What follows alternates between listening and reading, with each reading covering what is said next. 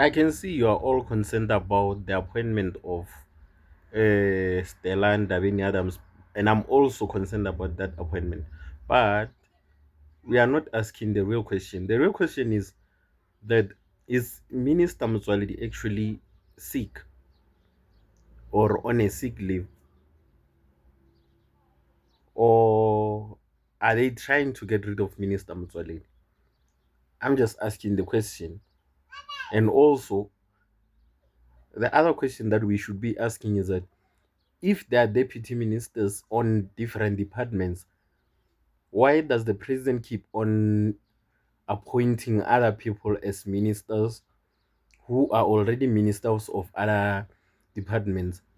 Because if you remember back when Mutunu was suspended, yeah, he was also replaced by another minister of a certain department, which was Kwetemandash, until they appointed Kashalia, or until Kashalia became the minister. While the same department had two deputy ministers. Now we have a minister of health who is allegedly on sick leave, and while he's on sick leave, they are not appointing a deputy minister. They are appointing another minister of a certain department to go and act on behalf of that minister. And whenever Malema said that what are the roles of deputy ministers, because they are not going to act when the minister is out of the country, and they are not actually seen as first priority whenever something happens in the department.